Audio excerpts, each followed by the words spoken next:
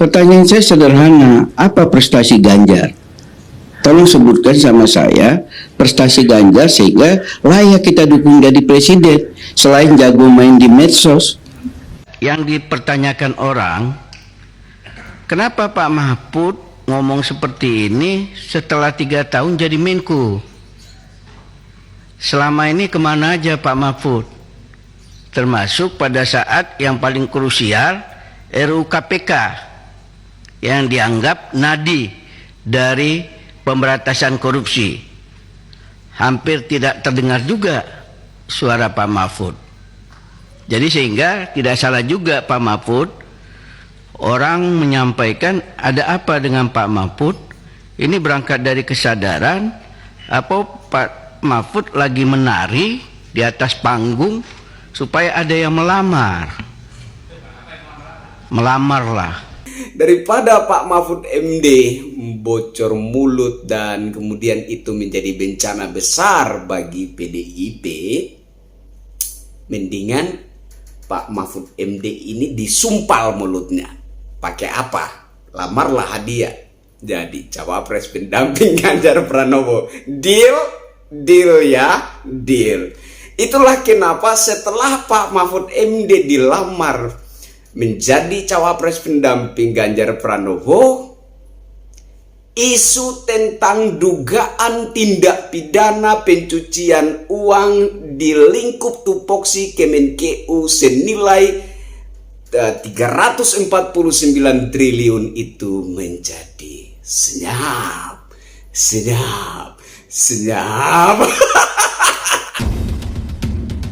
Rakyat Indonesia, masyarakat kecil belum mengerti makna kemerdekaan. Berkenan di hati Bapak.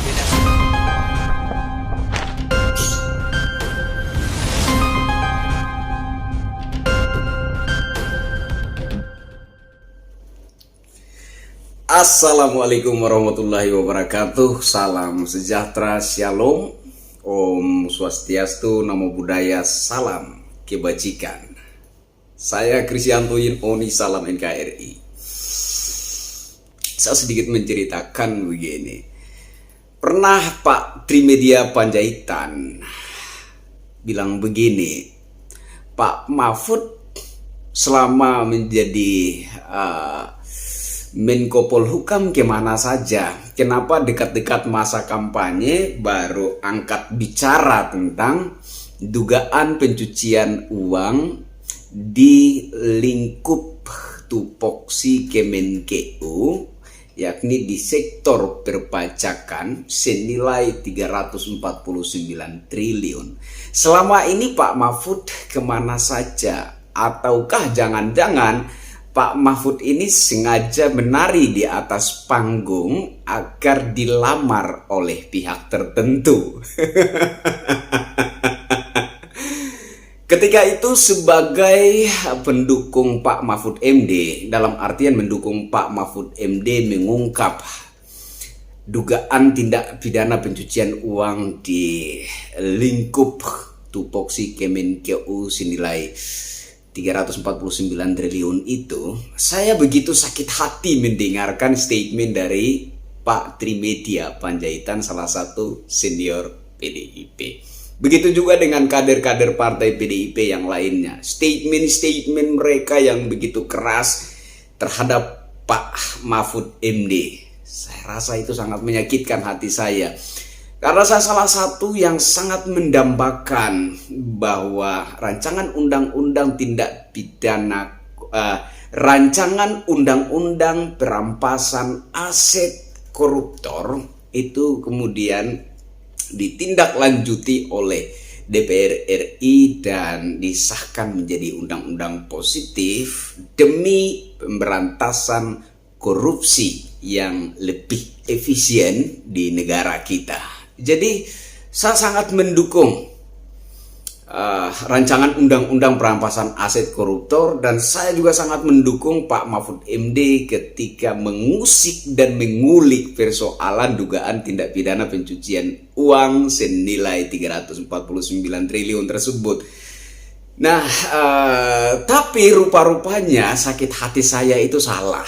Rupa-rupanya para kader partai PDIP di Parlemen Senayan Jakarta, mereka yang benar bahwa Pak Mahfud MD hanya sedang memanfaatkan dugaan tindak pidana pencucian uang tersebut agar dilirik oleh pihak tertentu, agar dipinang, dilamar oleh pihak tertentu. Dan itu terbukti.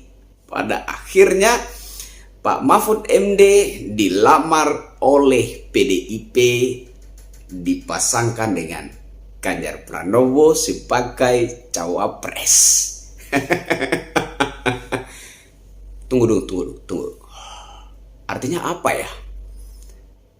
Apakah karena PDIP mulai cemas?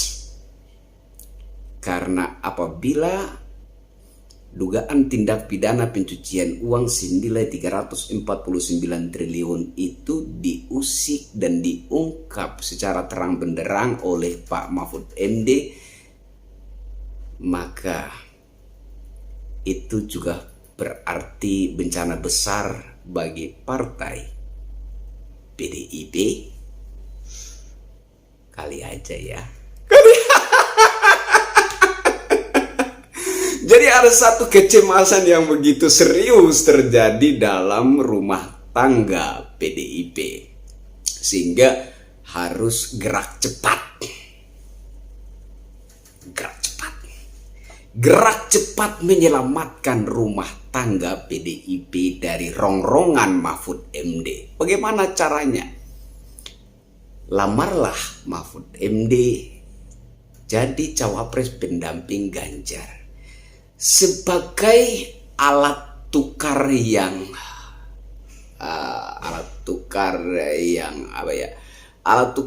cocok, alat tukar yang sepadan, yang seimbang, yang sesuai, ya kan? Alat tukar yang sesuai. Daripada Pak Mahfud MD ini bukan bocor halus lagi ya, menurut saya udah tentang dugaan tindak pidana pencucian uang senilai 349 triliun ini kan. Daripada Pak Mahfud MD bocor mulut dan kemudian itu menjadi bencana besar bagi PDIP, mendingan Pak Mahfud MD ini disumpal mulutnya. Pakai apa? Lamarlah hadiah jadi cawapres pendamping Ganjar Pranowo. Deal ya, deal. Itulah kenapa setelah Pak Mahfud MD dilamar menjadi cawapres pendamping Ganjar Pranowo, isu tentang dugaan tindak pidana pencucian uang di lingkup tupoksi Kemenkeu senilai 349 triliun itu menjadi senyap.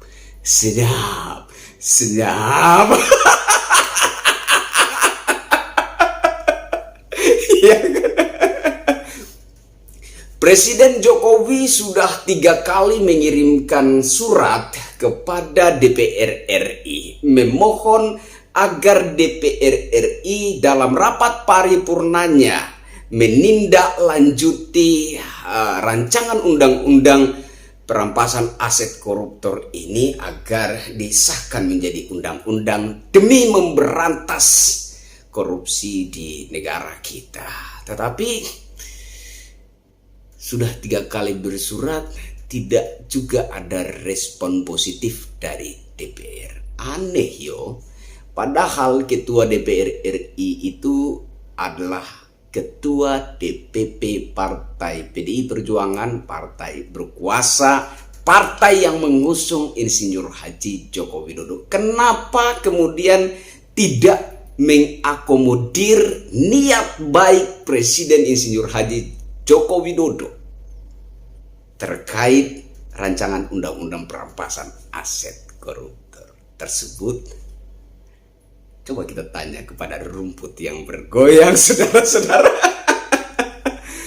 Oke, lanjut. Dan saya pikir terkait RUU perampasan aset koruptor itu akan redup dan senyap, akan hilang dari peredaran informasi karena pertukarannya sudah deal.